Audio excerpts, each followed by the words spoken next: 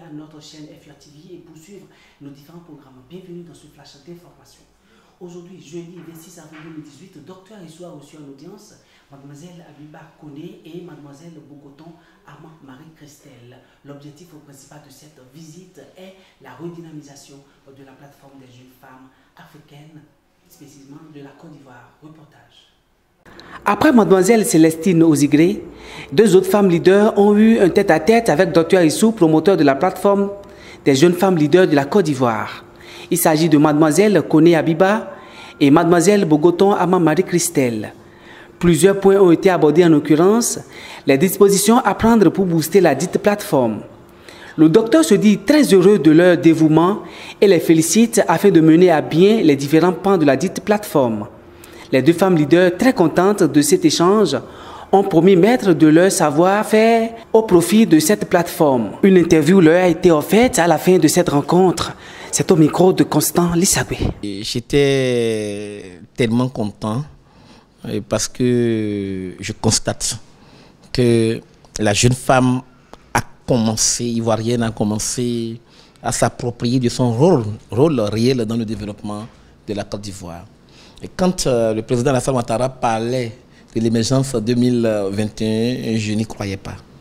Mais quand nous avons initié la plateforme des jeunes femmes leaders et vu l'engouement, vu l'appropriation du projet de la femme ivoirienne, j'ai compris que c'est possible. Et je tiens à rassurer le chef de l'État que nous allons travailler afin que le socle sur lequel l'homme peut monter soit vraiment bien bâti. Je dirais que la rencontre que j'ai eue avec Docteur a été une rencontre très enrichissante dans la mesure où j'ai certes intégré une plateforme dont je ne connaissais pas l'essence. Grâce à cette rencontre, j'ai pu comprendre la raison pour laquelle cette plateforme avait été mise en place, celle de booster l'Afrique, celle de booster les femmes pour qu'elles passent à l'action afin qu'on puisse observer des changements réels dans notre vie de tous les jours.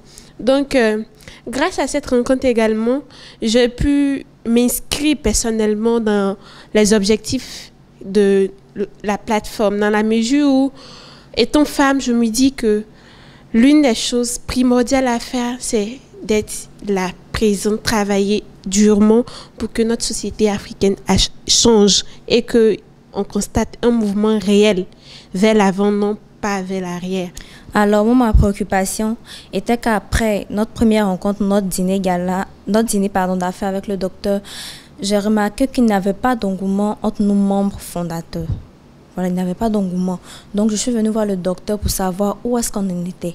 Et j'ai remarqué que malgré que on remarque quand même l'absence de certaines personnes, la plateforme évolue grâce au docteur parce qu'il travaille. Et donc, j'ai décidé d'intégrer la commission afin de l'aider à travailler, afin de l'aider à booster encore ce projet-là. Parce qu'il faut des personnes vraiment motivées, capables de pouvoir travailler. Sinon, le projet ne pourra pas aboutir.